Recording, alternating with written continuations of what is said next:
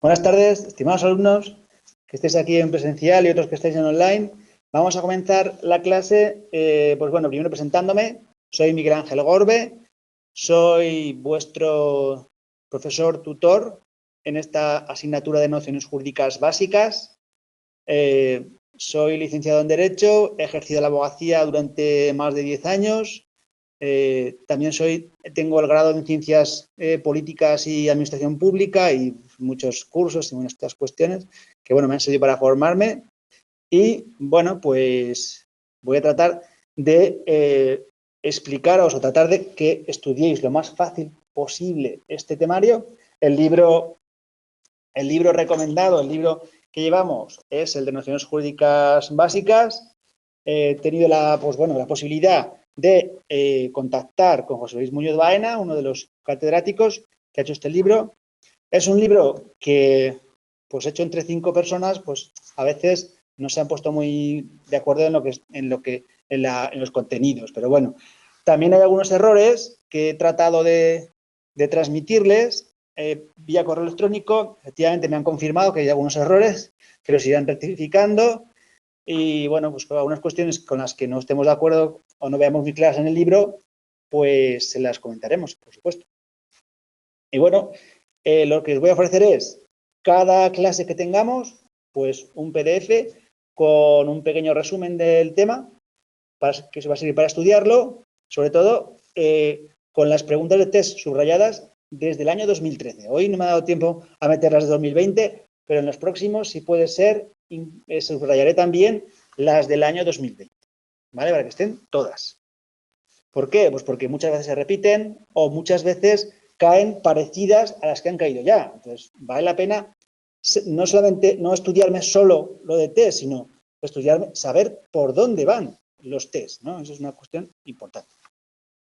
Pues bueno, vamos a comenzar con el primer tema, los orígenes y la historia del derecho.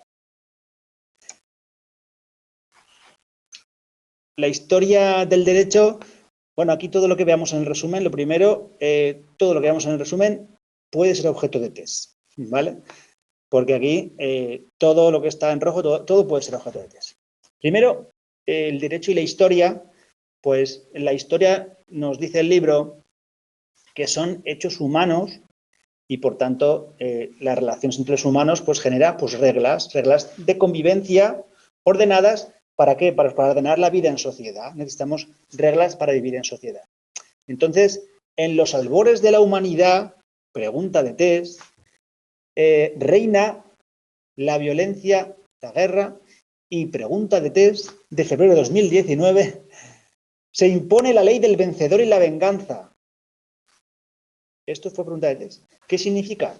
Pues significa que, pues bueno, que vencía a uno y el oponente pues trataba de vengarse y por eso pues, en esta guerra, estos principios de la humanidad, pues como hay violencia, pues la ley, no hay ley. Y como no hay ley, pues lo que hay, ¿qué es? Pues la ley de que vence uno y el otro pretende vengarse, ¿no? Por eso se llama que al principio de la humanidad o en los albores de la humanidad se impone la ley, que no es ley, pero bueno, es lo que había, del vencedor y la venganza. Pregunta de febrero de 2019. ¿Qué es lo que hay? Pues lo que hay son dioses, divinidades, deidades, como queréis llamarlo, ¿no? Y un temor a esas divinidades. Esa primitiva regulación, pues al principio, pues exige la igualdad entre el daño y el acto vengativo, que es lo que se plasmó en la ley del talión, que era el ojo por ojo, diente por diente. Esto fue pregunta de test en febrero de 2017, febrero de 2015. ¿Y qué tenemos que saber para esa pregunta de test? Pues bueno, tenemos que saber que la igualdad entre el daño y el acto vengativo, pues bueno, es lo que aparece, ¿no?, en la ley del talión. la ley del talión, que es una de las, forma parte del Código de Hammurabi de 1750, donde el dios Sol, Shama, el dios Sol, pues le dicta el dios Sol entrega a Shama, el rey, dicta las leyes. Esto pregunta, perdón, el dios Sol, Shama, dicta las leyes y las entrega a Hammurabi, que es el rey, que fue pregunta en febrero de 2016, fue pregunta de test, que el dios Sol Shama dicta las leyes. Quien dicta las leyes es el dios Shama, y las entrega a Hammurabi, que es el intermediario entre el dios y su pueblo. Que eso fue pregunta de febrero de 2019, que Hammurabi era el intermediario entre el dios y su pueblo. Y por tanto, esas normas que dicta Dios son pues transmitidas al pueblo a través de ¿quién? Pues del soberano de Hammurabi. Pero bueno, volviendo un poco al asunto de la igualdad entre el daño y el acto vengativo, que fue lo que en el fondo es la ley del talión. ¿Qué significa esto de que el daño es igual al acto vengativo?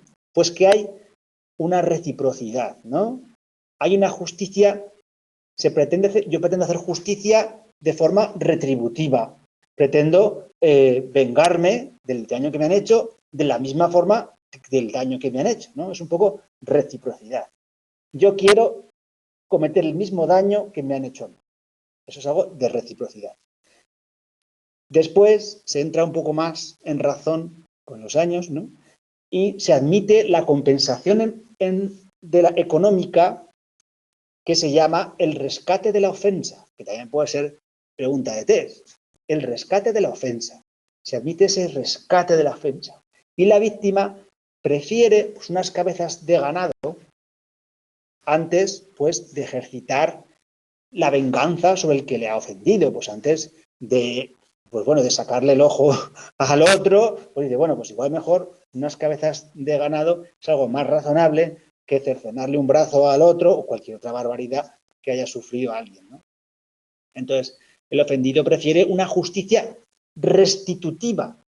Si antes hemos visto que la justicia era retributiva porque pretendía cobrarme el mismo daño que me han causado, pasamos a un concepto de justicia restitutiva, que me restituyan en mi honor o en mis derechos vía compensación económica o compensación o rescate de la ofensa, ¿no? Es un poco la idea. No siempre ni en todas partes este proceso, pues, se ha seguido este proceso, ¿no? Pues al clasicismo de Roma, pues Roma fue un acontecimiento único y extraordinario. La civilización romana fue un acontecimiento único y extraordinario, con el triunfo de la justicia y el derecho, que vamos a estudiarlo en profundidad. ¿Por qué? Porque vamos a estudiar el nacimiento de una república hasta su conversión en un imperio y la decadencia de una cultura, de una civilización como fue la romana, ¿no? Es un ejemplo de un proceso de una civilización del que hemos heredado pues todo el derecho romano, que es la fuente mayor de toda nuestra cultura jurídica europea, ¿no? Entonces, después de toda esta crisis, pues ya llega las sombras y oscuridades de la Edad Media, ¿no? Donde ya volvemos otra vez a la ley o los soberanos que vienen imbuidos de esa ley de Dios. Entonces, hay como un poco de retroceso de los derechos. Pero bueno, el derecho como el hombre para el que se crea, esto cayó, pregunta de test de febrero de 2019, que el derecho se crea para el hombre, ¿no? El derecho como el hombre para el que se crea está dominado por los avatares de la historia, ¿no? El derecho también está, pues eso, relacionado con los avatares de la historia. Y el derecho, fuente del derecho, vamos a la definición de fuente del derecho, es la acepción por la que se designa a los órganos, entes que crean el derecho. ¿Qué es fuente del derecho? Pues los órganos o los entes que crean el derecho. El derecho nace con estrecha relación con la potestas política o el mando de la política, el mando de una comunidad. Entonces,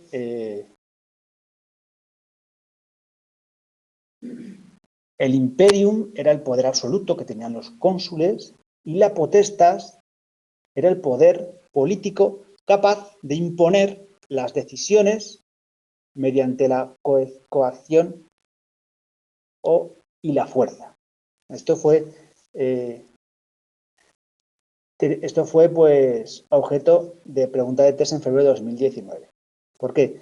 Porque tenemos dos definiciones distintas. Autoritas, la autoritas y la potestas. ¿La autoritas qué es? Pues es la autoridad, el prestigio, el reconocimiento personal de que alguien tiene un poder moral para dictar resoluciones. Pero la posibilidad de imponer esas decisiones no están tan relacionados con la autoridad, sino con la potestad para, pues para ejercer esa coacción mediante la fuerza o imponer las decisiones mediante la fuerza. En los orígenes del hombre, pues se aceptan las normas mágico o las leyes mágico-religiosas de la divinidad mediante las revelaciones de los sacerdotes y los brujos. Esto es lo que se llamaba la verdad revelada. La verdad revelada, las leyes reveladas a los hombres, o las normas reveladas a los hombres, pues son la aceptación de estas normas religiosas, de las divinidades. El dux o jefe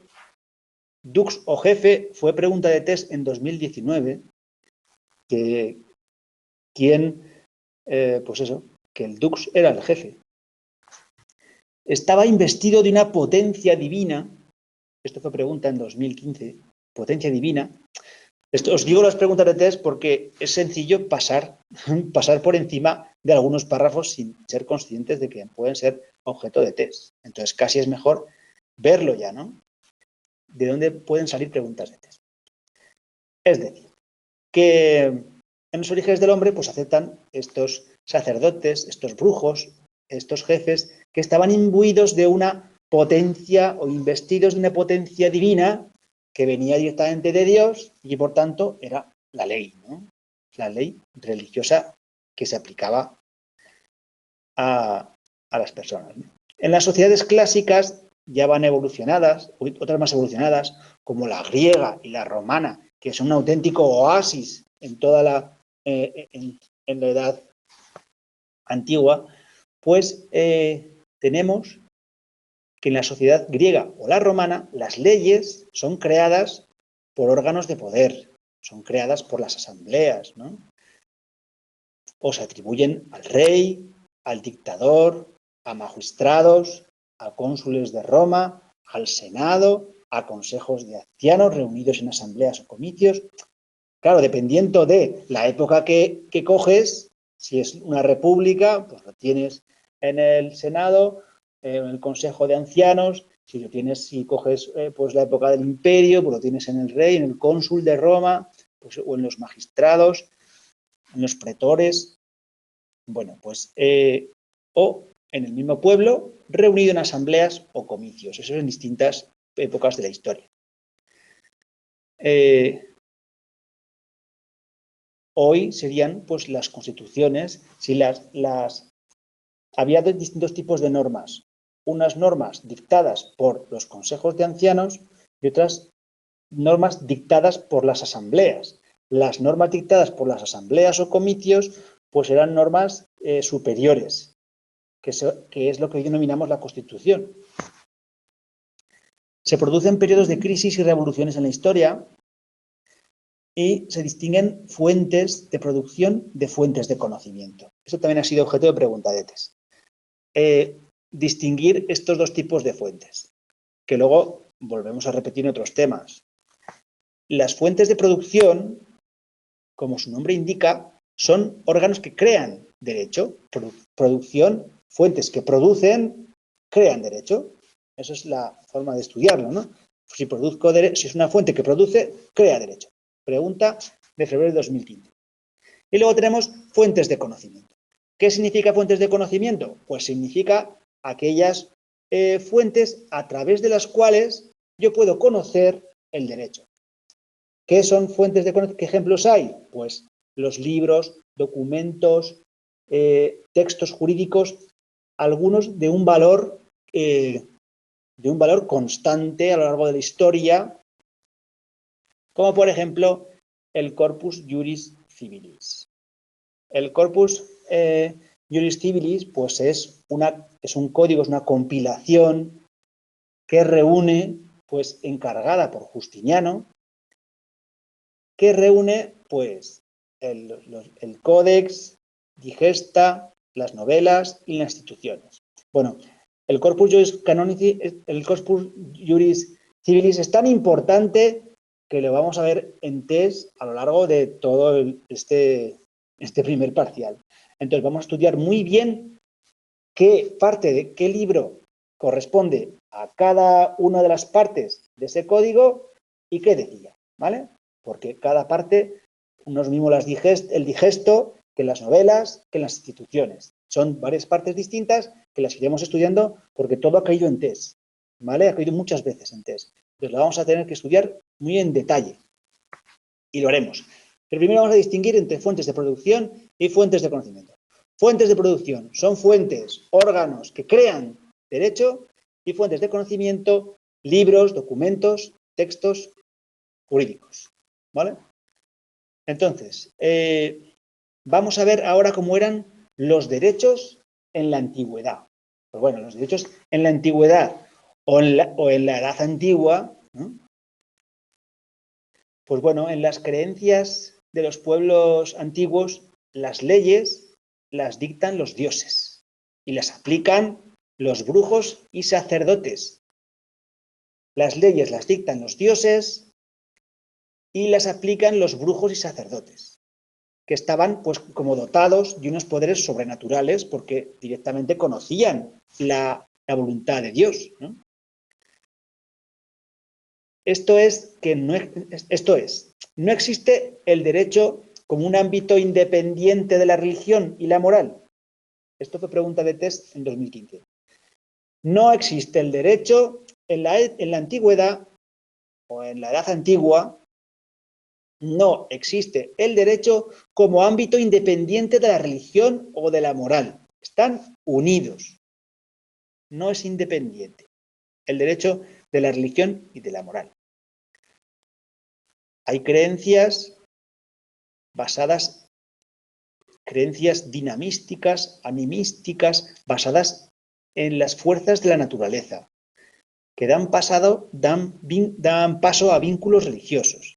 ¿Por qué? Pues porque el Dios decide la justicia, el Dios decide lo que es justo. El Dios decide la justicia.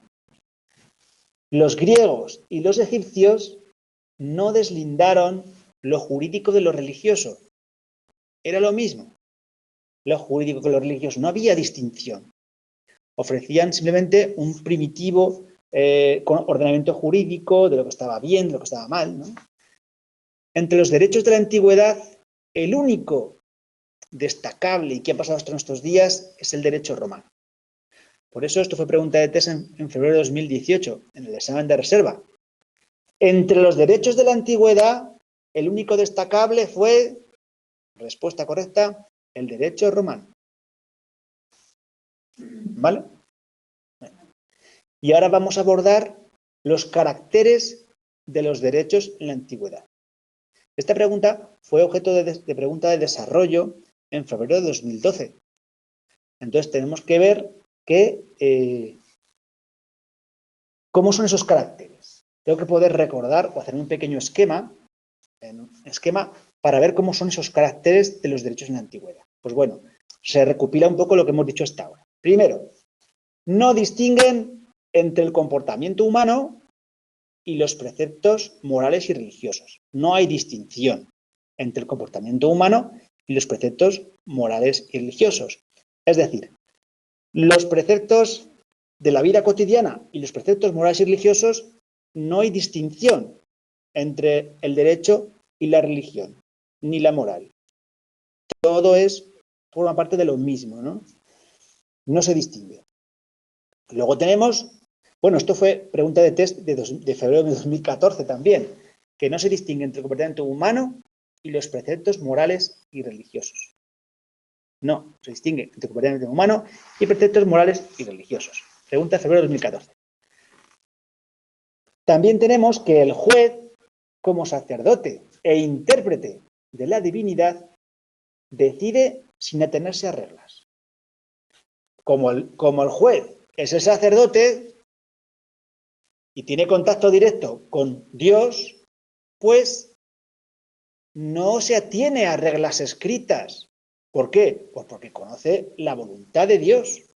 Conoce la voluntad de Dios y, por tanto, es capaz de juzgar ateniéndose a interpretar la divinidad sin atenerse a reglas. Esta fue pregunta de test en 2014, en febrero, en el examen B. Entonces, el juez, como sacerdote e intérprete de la divinidad, decide sin atenerse a reglas. ¿Vale? Y por último, vamos a ver otra idea que no ha caído en test, pero bueno, está en la pregunta de desarrollo y la tengo que esquematizar. No existe una ordenación jurídica lógica y por ello los preceptos u órdenes aparecen repetidos, dispersos o directamente no aparecen. ¿Vale? Están en la decisión del sacerdote. ¿Vale? Es decir, no existe una ordenación jurídica lógica. No existe ordenación jurídica lógica. No hay unos preceptos, no hay unos artículos que aplicar, no hay, pues eso, una prelación o gravedad de los... No existe una ordenación lógica, ¿vale? Porque la lógica no se aplica, la lógica jurídica pues llegó más tarde, ¿no? Bueno, entonces tenemos tres caracteres importantes. Tres. Uno, no se distingue el comportamiento humano de los preceptos morales y religiosos. El juez, como sacerdote, intérprete de la divinidad, decide sin detenerse a ningún tipo de reglas. Y no existe una ordenación jurídica lógica. Por eso los preceptos y órdenes aparecen repetidos y dispersos. ¿Vale? Bueno, y llegamos ya al derecho romano. ¿Vale? El derecho romano. El derecho romano, pues, bueno, tiene una vigencia. Tiene una vigencia, si lo consideramos como un modelo de ordenamiento jurídico en Roma, casi de 13, con una evolución casi de 13 siglos. Desde el siglo VIII antes de Cristo hasta el siglo VI después de Cristo. Esa es un poco la vigencia del ordenamiento jurídico romano, de esos 13 siglos. Desde la fundación de la ciudad en Roma en 753 a.C. hasta la muerte del emperador Justiniano en 565 después de Cristo. Vigente y ahora vamos a una pregunta de test que cayó en septiembre de 2019. Vigente en los pueblos de tradición romanística, la ciencia histórica romanística, la historia llega hasta nuestros días. Es decir, que el derecho romano está vigente en todos los pueblos de tradición romanística. Y la ciencia histórica romanística hasta nuestros días. En la tradición y en la ciencia histórica hasta nuestros días. Pues bueno, el jurista Ulpiano pues nos definía la justicia con tres máximas. Que los principios del derecho pues son vivir honestamente, no dañar a nadie y dar a cada uno lo suyo. Eso es un poco lo que planteaba. Bueno, ¿y qué más cosas? Vamos a ver pues, varias cuestiones de la civilización romana. Primero, ¿cómo era la ciudad, la civitas romana? ¿Cómo era la ciudad? Pues bueno, tras la fundación de Roma, adopta la forma de ciudad-estado.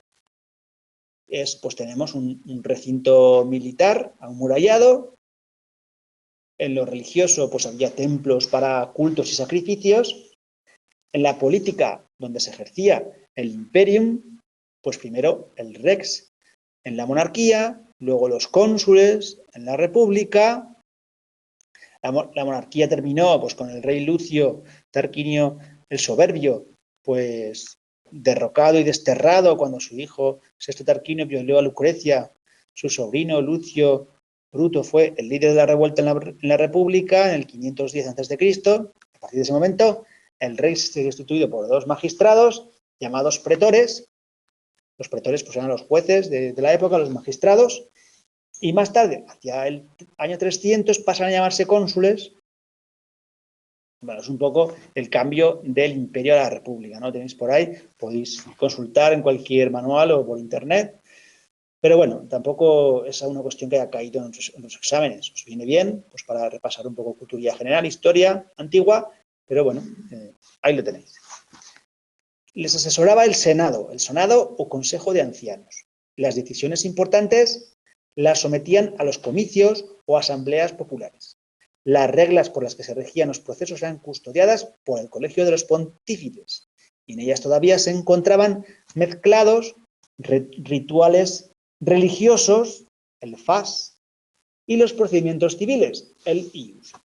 El ius y el fas, pues, van a ser la separación entre el ius y el fas, rituales religiosos, y el ius, pues va a ser la clave, ¿no? del paso del mundo antiguo al paso histórico, ¿no? La distinción entre el ius y el fas. Bueno, originariamente las formas procesales seguían esquemas negociales que responden a la personalidad individualista del ciudadano romano y a su economía agrícola. Esto pues suena como para pregunta de test, ¿no? Pues no ha caído, ¿no? Pero puede que fuese algún día. Las formas procesales y esquemas, ¿a qué responden? Responden a la personalidad individualista del ciudadano romano y a su economía agrícola. Entonces, es un poco el ciudadano, al considerarse ciudadano, que es lo que trae un poco la cultura romana, la condición de ciudadano de Roma, no era ciudadano de Roma cualquiera, sino aquel que poseía tierras. Había que poseer tierras para considerarse y tener un estatus para considerarse ciudadano romano. Y esa concepción individualista de la propiedad, de la familia, pues eso que ahora veremos. Los juristas laicos sustituyen a los sacerdotes y publican la Ley de las 12 Tablas en el siglo V a.C., que es el código de preceptos de las costumbres de los mayores o antepasados, los mos maiorum. Esto fue pregunta de test en febrero de 2017.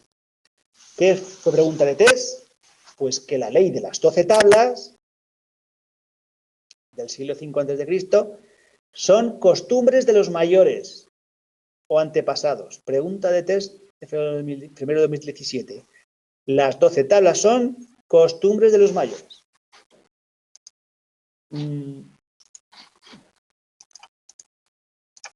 Y seguimos.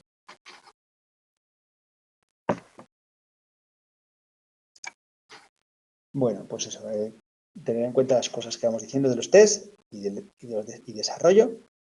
Y también, pues como ya trataremos de meter las del 2020, aunque no habrá muchas, pero algunas, las que sean interesantes, las meteremos. Vale. Los jurisconsultos, y esto también fue pregunta de test en varios años, en el 2018 y en 2014, los jurisconsultos aconsejan. Los jurisconsultos son como los abogados de ahora, ¿no? ¿Vale? Tienen un poco ese parecido Los jurisconsultos serían como los abogados de ahora, o los entendidos en derecho, y los pretores, como los magistrados romanos o los jueces de ahora, ¿no?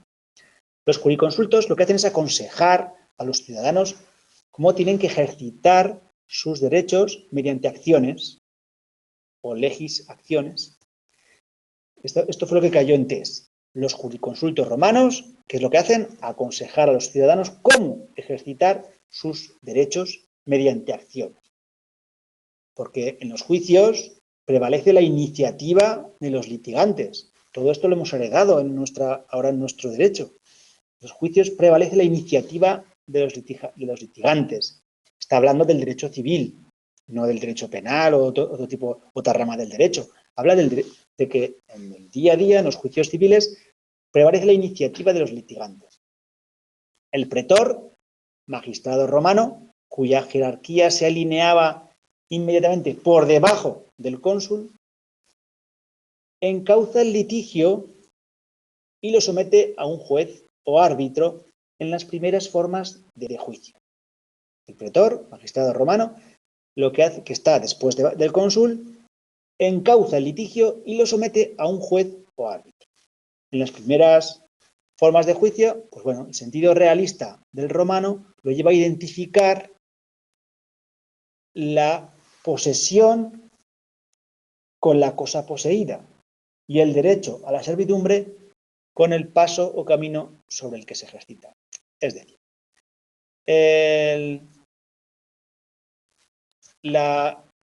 sentido realista del romano pues identifica la posesión con la cosa poseída. Pues yo poseo una cosa, yo puedo poseer cosas o tener la posesión o la propiedad. Si es de otro, pues yo tengo la posesión.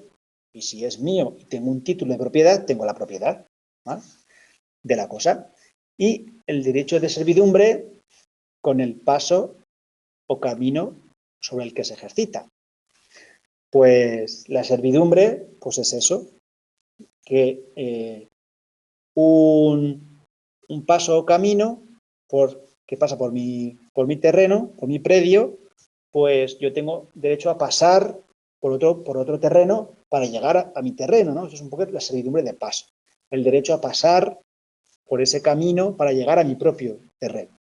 Pero bueno, esto tampoco sirve como un poco de ejemplo de cómo era el sentido realista del romano, ¿no? O individualista, ha dicho antes. Bueno, vamos a ver cómo era la familia romana. La familia romana era un poco especial porque el jefe de la familia era el pater familias. Pregunta de test de febrero de 2017. El pater familias o jefe de la familia. Pues bueno, nos dice con un poco de literatura el libro que sobre el huerto familiar, heredium, un poco la hereda, el heredium, se ejerce el mancipium, que es el símbolo de potestad física y jurídica. Es decir, sobre la familia, el heredium, se ejerce el mancipium, que es la potestad física y jurídica, el poder. El poder es mancipium y ¿sobre qué? Pues sobre heredium, sobre la familia, sobre el huerto familiar. Sobre la mujer se ejerce la manus. Ahora veremos lo que es la manus. Y sobre los esclavos, la llamada dominica potestas. Todo esto pues no ha caído en test, pero no quiere decir que no pueda caer. Pero ha caído cosas de esta parte, ¿no?, de la familia romana. ¿Cómo qué? Pues bueno, que los sometidos a la patria potestad de este jefe familiar, del pater familias, los sometidos a la patria potestad forman la familia agnaticia. Agnaticia. ¿Sí? Sí. Los sometidos a la patria potestas forman la familia agnaticia, que se diferencia. Esto cayó en febrero de 2018 y en 2015. Y hay que diferenciarlo de la familia cognaticia, que está unido por vínculos de sangre. ¿Cómo me lo estudio? ¿Esto qué es importante? ¿Cómo me lo estudio? Pues cognaticia, pues tengo que asociarlo a congéneres, ¿vale? Cognaticia congéneres. ¿Cuáles son mis congéneres? Pues aquellos que están unidos por vínculos de sangre, mis congéneres, mi familia cognaticia, y la diferencio de la familia agnaticia, pues porque la agnaticia forma parte de esa familia sometida por el poder del padre, en el que estaban incluidos los esclavos. Esa es la diferencia fundamental. Los esclavos y las mujeres, o la mujer y los esclavos. La familia agnaticia es la que están los esclavos y la mujer, y la cognaticia, mis congéneres por vínculos de sangre.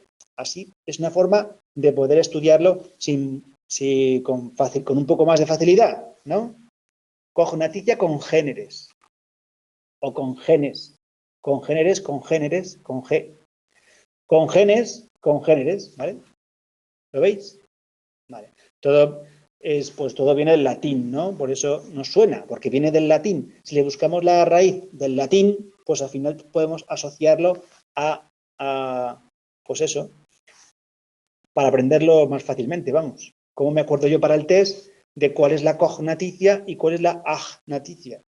La cognaticia, vínculos de sangre, congéneres, y agnaticia, vínculos de sangre y además los esclavos o las mujeres o los que haya en esa patria potestas, bajo la patria potestas del pater familias, ¿no? Del jefe de la familia. Bueno, el matrimonio entonces está regulado por el llamado convenio in manum, que es la adquisición por parte del marido de la manus, de la mano de la mujer. ¿Vale? La manus de la mujer se adquiere por un convenio in manum. La dote o aportación de la mujer o del padre de la mujer, del pater familias de la mujer, al matrimonio, se hace propiedad del marido, ¿vale? Y solo puede reclamarse si se disuelve el matrimonio. La dote o aportación de la mujer o del pater familias al matrimonio, esto cayó en febrero de 2018. Se hace propiedad del marido y solo puede reclamarse a la disolución. Siendo herederos sui e necessari, tras la muerte puede designar sucesores en el testamento a través de la institución de la mancipatio. ¿Qué es la mancipatio? Pues bueno, antes de una batalla, ante el ejército, el padre de familia lo que hacía era hacer un testamento. Testamento in procintu, ¿vale? Un testamento, pues, en la batalla, ¿no? Previos, antes de la batalla. O ante los comicios o la asamblea. Bueno. La herencia primitiva, y esto fue aquí 2 preguntas de test de 2018, la herencia primitiva aparece como sucesión en la jefatura de la familia. Es decir, yo heredo y me convierto en el sucesor del jefe de la familia, de la jefatura de la familia, no solamente de los bienes, también de más cosas, de patrimonio familiar, de las ceremonias, de los cultos, de todo, de toda esa institución familiar, de toda la jefatura de la familia, que son más cosas que lo que ahora son objetos físicos, son más cosas, ¿no? Patrimonio, ceremonias, cultos, son más cosas. El heredero adquiere por un acto que se llama adición. Es decir, adhiero el patrimonio familiar al mío, lo adhiero, ¿vale? Por eso se llama por un acto de adición. Esta pregunta cayó en febrero de 2018. ¿Sí? Vale. Luego tenemos una acción, también puedo adquirir la herencia por el acto de adición y por otra acción de petición de la herencia. La herencia es universal, se llama universal porque conlleva todo, derechos, obligaciones, cultos, ceremonias, todo. La petición de herencia universal se llamaba hereditatis petitio, es decir, yo pido la herencia mediante una acción civil. Son relevantes los legados, que pueden ser legados, los fideicomisos, la voluntad del testador prevalece. Si fallece sin testar, pues se abre la sucesión intestada, es decir, sin testamento, o como se llama ahora, ab intestato. O se llama también antes ab intestato. Las tierras ocupadas a los enemigos se distribuyen entre los soldados veteranos. Y tenemos que dejar lo que es la hora. Así que muchas gracias por vuestra atención. Seguiremos en la próxima clase. Ya nos acostumbramos a esto de la mascarilla. Y bueno, pues seguiremos. Trataremos de señalar también las preguntas del 2020, si las hubiera. Y muchas gracias por vuestra atención. Nos despedimos. Y bueno, nos vemos en el siguiente vídeo clase. Gracias.